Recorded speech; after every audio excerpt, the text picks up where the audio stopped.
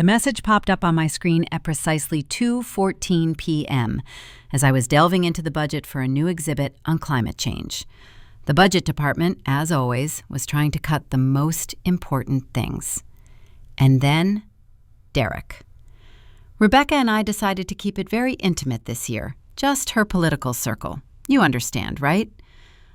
I put my pen down, a metallic bitterness tingling my mouth. My brother, my own brother, only 2 years younger, was never known for his tact, but this was too much.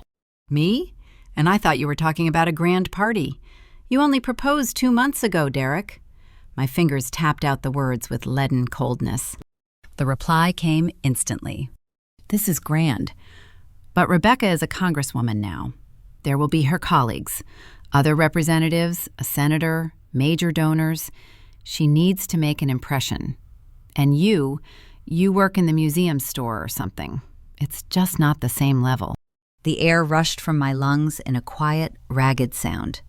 I leaned back in my leather chair, looking out the huge window of my office at the National Mall, ending at the glittering dome of the Capitol. There, where my brother's fiancée, Congresswoman Rebecca Chin, now sat. In this office, on the 3rd floor of the National Museum of Natural History, I made decisions worth millions of dollars. But to him, I was still just the girl behind the souvenir counter. Got it, I sent, briefly, without periods. Let him see how much he deserves. Derek, don't pout. We'll go to dinner next month. Just us. Rebecca wants to get to know you better. But this party, it's important for her career. You understand, right? I didn't answer. 20 minutes later, I had a meeting with the secretary of the Smithsonian Institution himself about our participation in the upcoming International Museum Directors Summit. I needed to finish writing the opening speech for the conference in February. 17 curators were waiting for my resolution on their projects. I had neither the time nor the inclination to explain to my younger brother that I was Dr. Sarah Mitchell, executive director of this very museum, with 1,200 people reporting to me, a budget of $180 million, and that 3 international cultural heritage councils considered me an honor to be among their ranks. He never asked.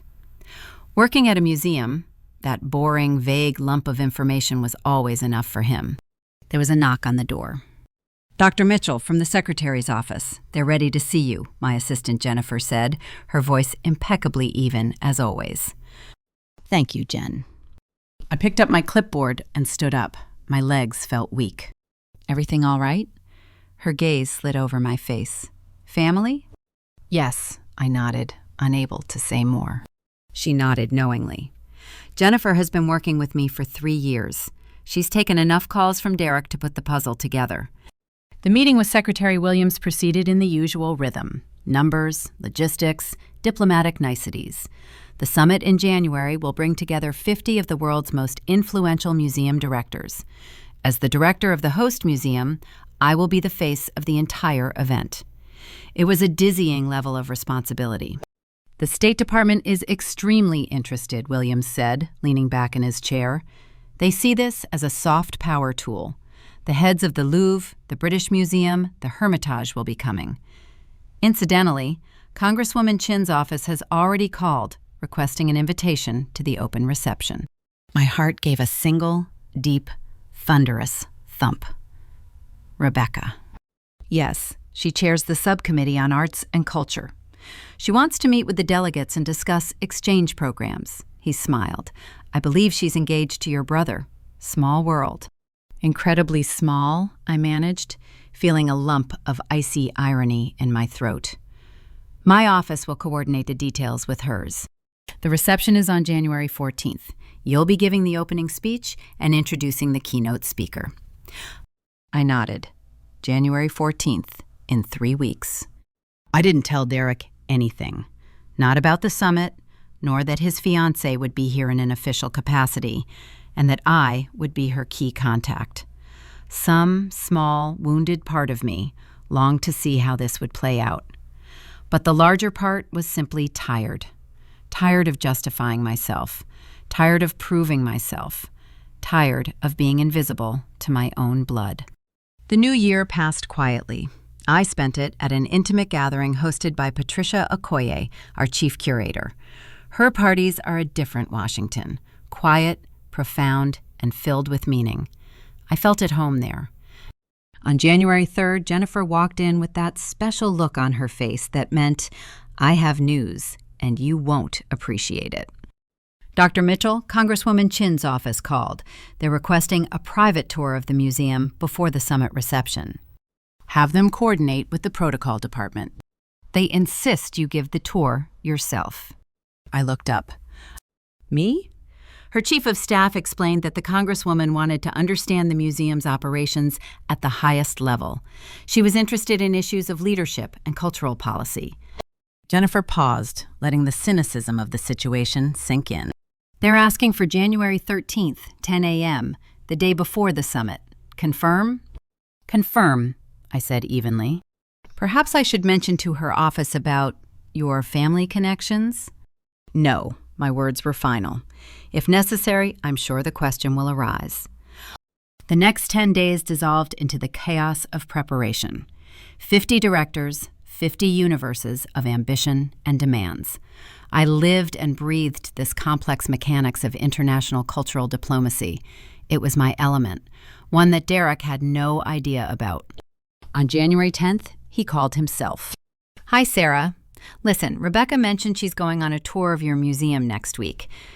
Yes, the 13th. Here's the thing. She doesn't know you work there. Well, she knows you work at the museum, but she thinks you're some kind of coordinator or something in the store. The silence on the line was as thick as it could be. Sarah, are you there? I just don't want anything awkward. Maybe you should just not mention that we're related? She's nervous about the summit, about all these VIPs. I don't want her to feel uncomfortable if you two run into each other. Run into each other, I repeated flatly. Well, you get it. Be professional. Don't make this a family affair. Derek, have you ever asked what my position is? You work there, Museum Affairs. Okay, I have to go. Don't make this complicated, okay? The click of the receiver was louder than any clap. I sat there for a long time, then opened the museum's website. My biography was prominently displayed. Photo, degree, awards, position, everything. Derek hadn't bothered to look at it even once in 4 years. January 13th greeted me with a biting frost and a mercilessly clear sky. I wore my most impeccable charcoal suit, my hair pulled back into a tight, perfect bun. I looked exactly how I should look, an absolute authority. At 9:45, Jennifer reported, Congresswoman Chin's motorcade has arrived. Security is escorting her upstairs. She's accompanied by her chief of staff, 2 aides, and a press secretary. The press wants photo ops with international flags in the main hall, a public relations opportunity for her subcommittee. Of course, it was always about image. At precisely 9:58, the intercom rang. Security for Dr. Mitchell. Congresswoman Chen's delegation is in the main lobby, ready for your meeting. Going down, I said, adjusting my jacket lapel and taking a deep, even breath. The elevator glided smoothly downward, and the silence that reigned in the vast, empty hall greeted me with an almost palpable chill. The museum was still asleep, an hour before opening, a time when these walls belonged not to visitors, but to history itself. In the center of the hall, beneath the skeleton of a blue whale hovering in eternal weightlessness, stood she, Rebecca Chin. Flawless as a magazine page, in a dark blue dress and jacket that evoked respect and power. She was animatedly discussing something with the press secretary, gesturing toward the high vaulted ceiling, clearly planning her shots. I took a few steps across the polished floor. Her chief of staff, a man with a piercing gaze, noticed me first. Dr. Mitchell, he said, moving toward me, his hand already extended for a businesslike handshake. Tom Bradford, thank you for taking the time out of your busy schedule. Always a pleasure to collaborate with. My voice was even, professional. I turned to Rebecca. Congresswoman Chin, welcome. I'm Dr. Sarah Mitchell, the museum's executive director. She turned around. That same, perfectly rehearsed, public-facing smile blossomed on her face. Dr. Mitchell, thank you so much for... The smile froze like cracked ice. Her eyes, intelligent and quick, widened for a split second. Mitchell. Sarah Mitchell? Yes. The same Sarah Mitchell? Derek's sister? One and the same. The silence that followed wasn't just the absence of sound. It was thick, heavy, filled with 1,000 unspoken thoughts. Tom Bradford froze, his gaze darting from me to Rebecca and back again. The assistants froze in awkward stances. The photographer slowly lowered her camera, instinctively sensing that this was not a moment for photographs. Rebecca tried to reassemble her mask, but the crack was already visible. Derek said you worked at the museum. He didn't specify that you ran it. He doesn't even know that himself, she said calmly, almost softly, but each syllable fell like a stone. Rebecca's face flickered, as if on a screen. Mild panic, acute confusion, and then a slow, inexorable realization. Executive Director. You are the Executive Director of the Smithsonian Museum of Natural History. One of the institutions in the Smithsonian Consortium. Yes, that's my title. Tom Bradford cleared his throat, saving the situation. Congresswoman, I suppose we should begin the tour. Dr. Mitchell has allocated us 2 hours. Yes, Rebecca breathed, her gaze never leaving mine. Of course. I led them along a route I knew like the back of my hand. I talked about the mission, about the 145 million specimens, about the titanic work of preserving the planet's memory. I showed them the holy of holies, the research labs where discoveries were born in silence. Rebecca asked questions, smart, precise questions. Despite the shock, her professional brain continued to work. But in every glance, in every brief pause before her answer, there was a reassessment of everything she knew. In the ocean hall, beneath the ghostly silhouette of a whale, I spoke about climate change. We're not just exhibition halls. We're a scientific institute. Our data forms the basis of policy decisions, including those made on Capitol Hill. Do you advise Congress? Her voice was muffled. Regularly, including your Appropriations Subcommittee. Tom Bradford quickly wrote something down on his clipboard, his eyebrows rising. In the anthropology section, I touched on the most sensitive topics: the repatriation of artifacts, the ethics of collecting, the burden of the colonial past. Tomorrow's summit is precisely to address these global issues, I emphasized. Coordination at the directorial level of the world's most influential museums.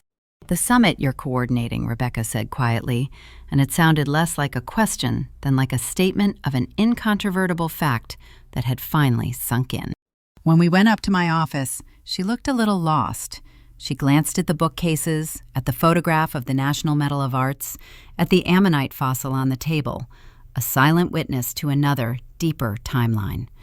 You work here, she whispered, more to herself.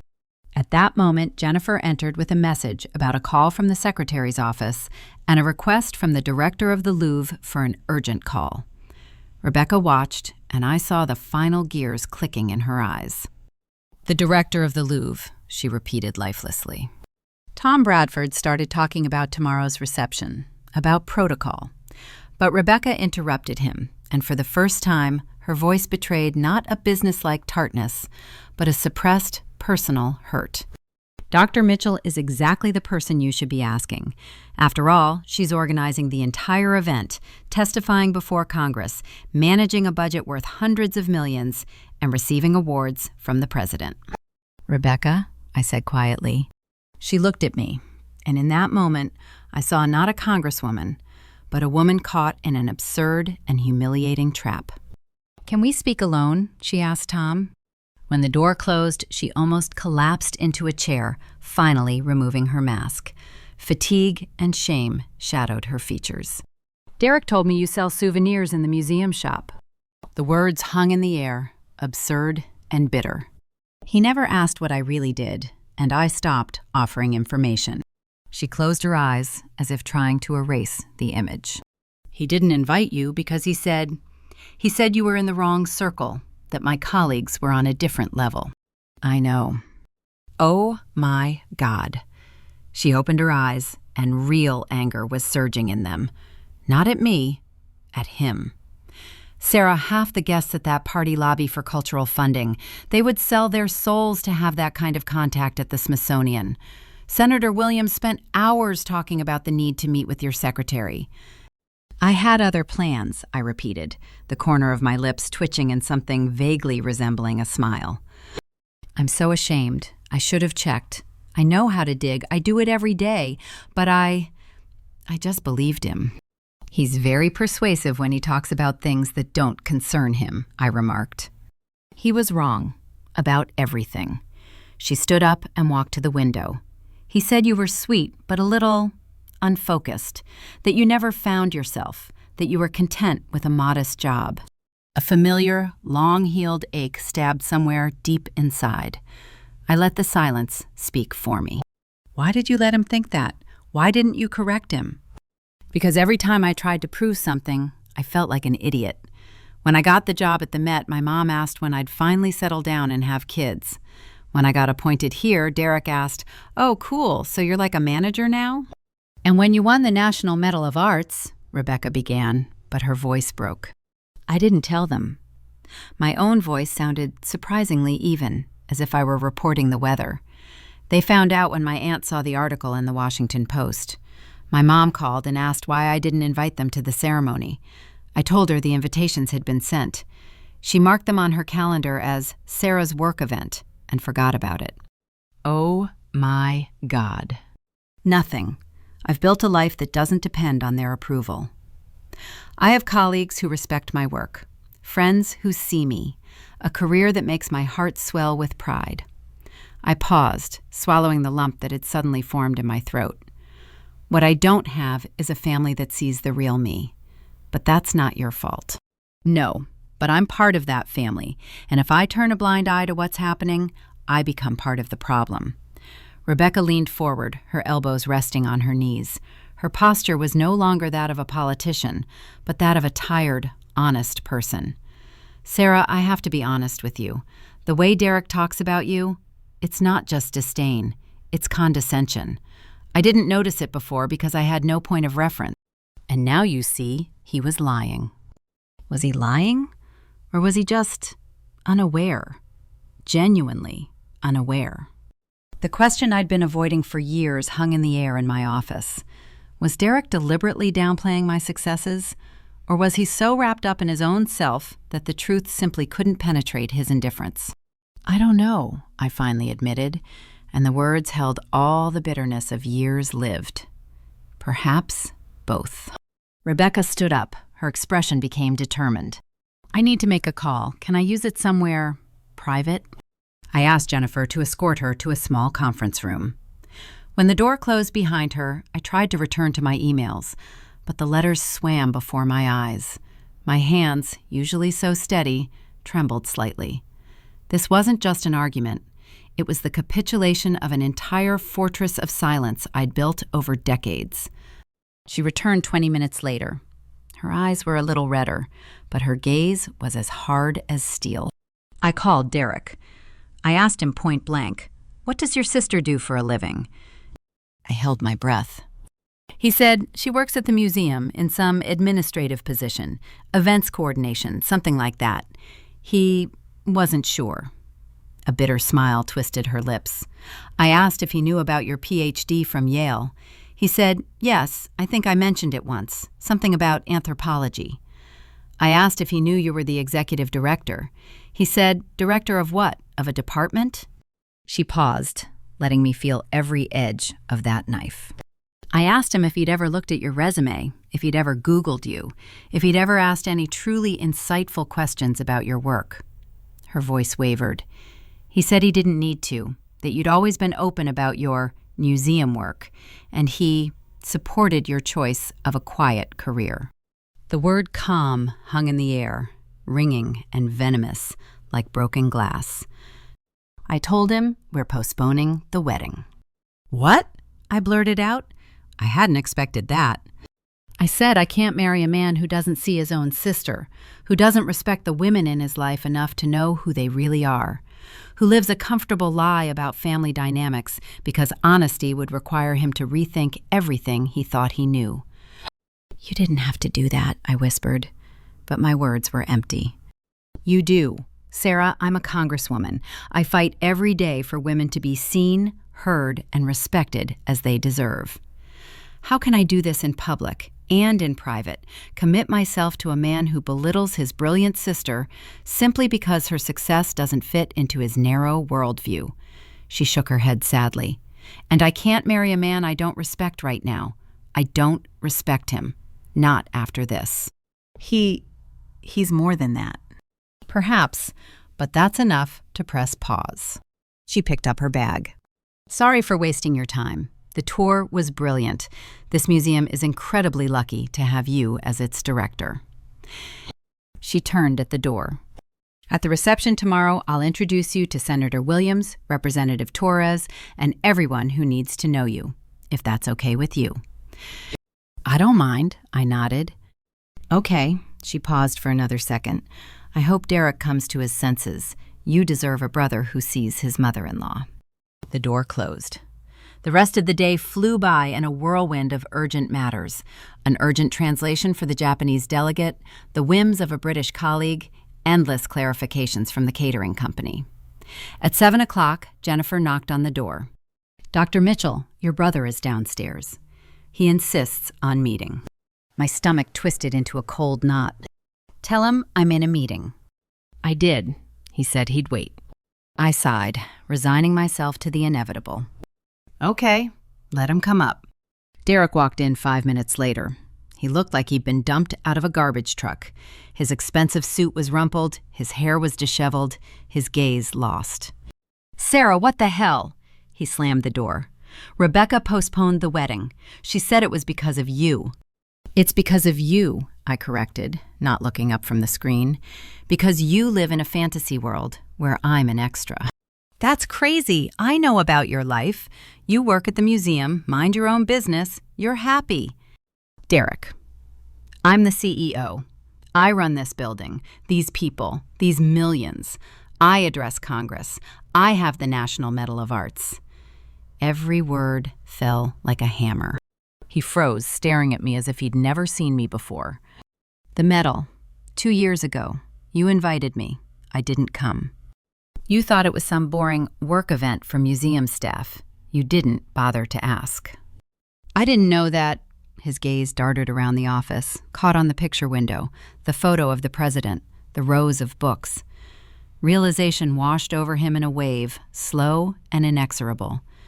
This is your office? The corner office? The CEO's office, yes. But you never said you were in charge. I did, 4 years ago when I was appointed. You said, cool, so you're like a manager now? I clarified, CEO. You said, hey sis, and started talking about your new case. Derek sank into his chair as if his legs had given out. I don't remember it. That's the thing. You never remember it. The silence stretched. Outside, a few clouds drifted over the illuminated Washington Monument. Rebecca said that I don't see you, that I'm condescending, that I treat you like less than. That's true. I didn't mean to. That doesn't make it any less painful. He ran his hands over his face, and in that moment, he looked less like a successful lawyer and more like that same boy who was afraid of being outgrown. You were always smarter. Yale, PhD, all that. And I guess I should have believed you chose something easier so I wouldn't have to compare. This flash of self-reflection was so unexpected that I was speechless. Derek, I'm not making excuses. I'm just trying to understand. You built something magnificent, and I downplayed it, because it made it easier to live with the fact that my younger sister had surpassed me. He looked at me, and for the first time in years, there was no condescension or false enthusiasm in his eyes. Rebecca is right. I have nothing to offer in marriage if I even see my own family through a distorted mirror. You could learn to see, I said quietly. Ask. Come. Find out. And you? Would you let me in after everything? I looked at him, this agitated, confused man in whom I could still discern traces of his brother. My heart sank with old pain and some fragile, risky hope. Yes, I whispered. I would let you in. He nodded and took a deep breath. Okay, then tell me about tomorrow. About this summit of yours. What's going to happen? And I started talking. About cultural diplomacy. About the mission of museums in a divided world. About panels. About declarations. About the quiet but powerful power of preserving memory. He listened, without interrupting, without checking his phone. Just listening. Can I come, he asked, and his voice betrayed a hesitation that hadn't been his for a long time. Tomorrow's reception. I understand it's only for officials and cultural leaders, but Rebecca could arrange for me to be her guest, if she's still talking to me, of course. He paused, searching my face. I want to see you in action, to see what's passed me by for years. I considered his request, mentally flipped through the guest lists, the protocol details. I'll clear it with the protocol department. If they give the go-ahead, come. Thank you, he nodded, and something vaguely resembling hope flickered in his eyes. After he left, I sat in the quiet of the office for another hour, trying to concentrate on the final edits for tomorrow's speech. But my thoughts were racing. At 9 o'clock, the phone rang. Hi, I heard Rebecca's voice. I hope it's not too late. No, it's fine. Derek said he visited you. He said it was painful, but right. Yes, both. He asked to go with me to tomorrow's appointment, as my date. Considering we're not officially together, that's pretty bold. A tired smile crept into her voice. I think he's trying. Yes, the question is how long this impulse will last. Exactly. But I said yes, on one condition. He has to read your full resume on the museum's website by midnight. Every line, every publication, every award. He should know who he's dealing with before he even walks through the door. I couldn't help but smile. And he agreed? He's reading it right now. He called 20 minutes ago asking if it was true you were speaking before a joint committee session. I said, keep reading. Thank you, Rebecca, for making him see it. Thank you for not throwing me out. I walked into your museum thinking I was doing you a favor. I'm still ashamed. You didn't know. Now I know, her voice grew firmer. See you tomorrow, Dr. Mitchell. The summit's open reception was held under the domed rotunda of the National Gallery's West Wing. 200 people, directors, ministers, ambassadors, congressmen, mingled in a refined hum against the backdrop of the masterpieces. I stood at the entrance, wearing a deep sapphire dress, feeling its weight on my shoulders like armor. My weapons today were smiles, precise handshakes, and a memory for names. Martine Laurent from the Louvre approached first. Sarah, he said, kissing me on both cheeks, his gaze warm and appraising. Everything is wonderful. You've created a space for real dialogue. Wait until tomorrow's repatriation debate, I smiled. The real fun will begin then. By 7 o'clock, the hall was full.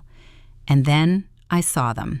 Rebecca in a fiery red dress radiating confidence, and Derek beside her.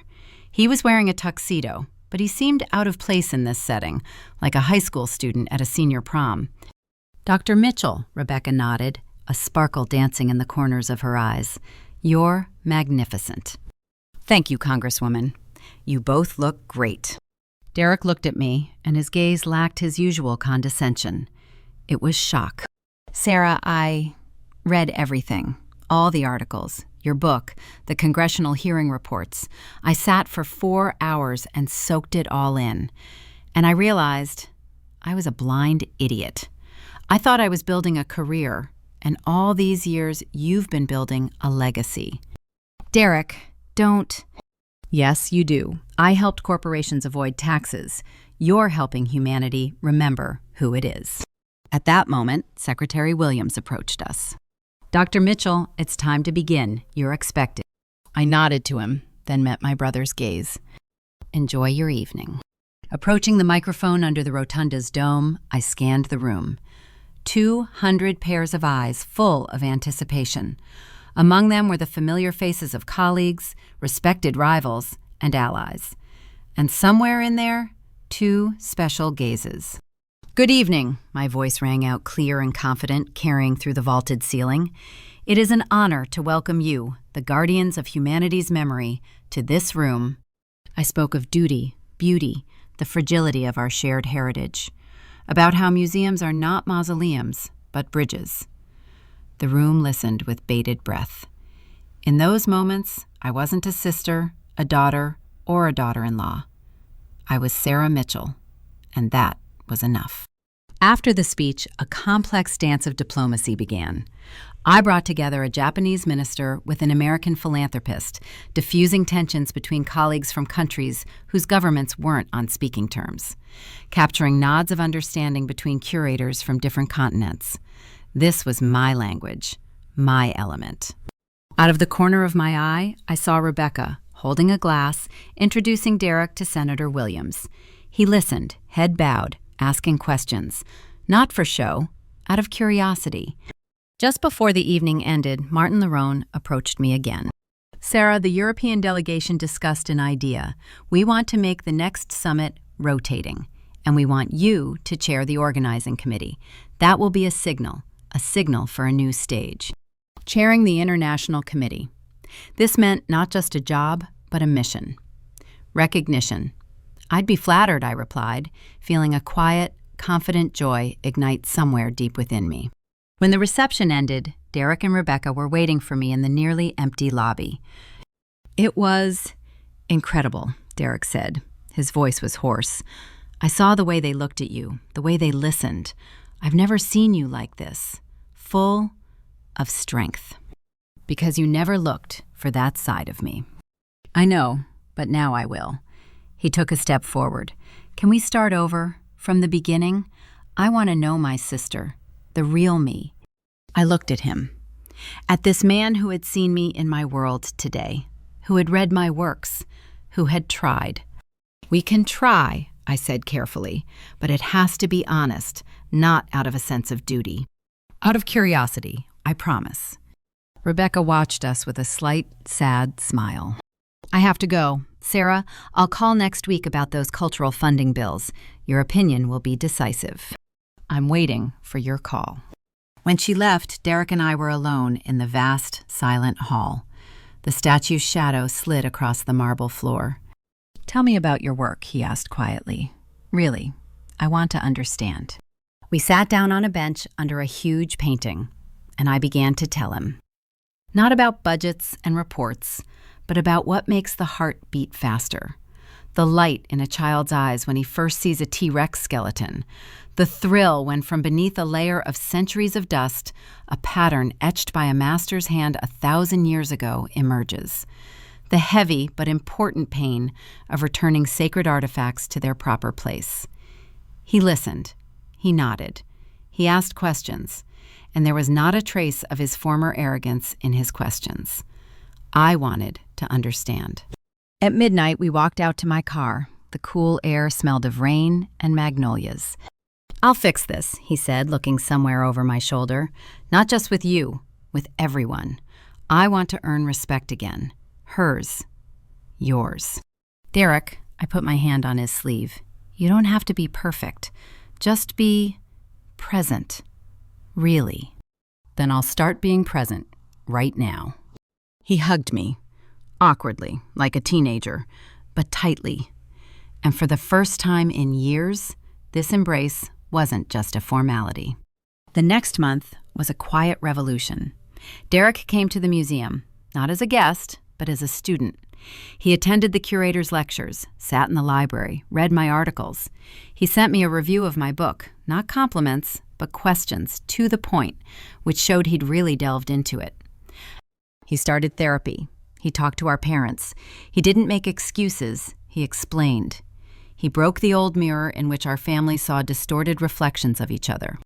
Rebecca gave them a chance, slowly, carefully. Their dates now felt more like negotiations about new boundaries, and Derek learned to respect them. And then, 3 months after the summit, he called on Saturday. Sarah, I just spoke to Mom. I talked about your work. Really, about the summit, about the International Committee, about your role.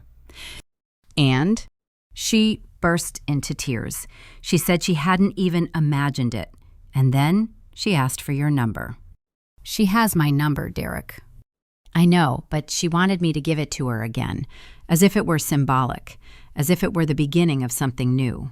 He paused. She wants to come, to see your museum, to see you. I stood by the window of my apartment, looking out at the city lights, and felt something heavy and icy in my chest begin to melt. Not right away, not completely, but inexorably.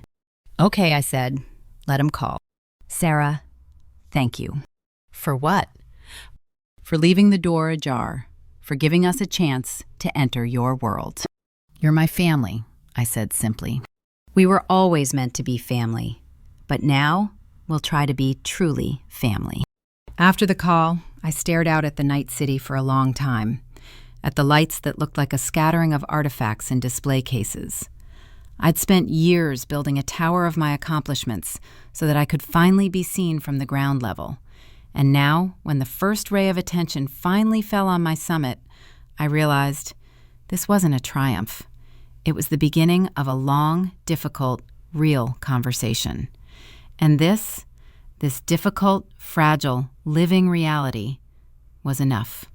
More than enough.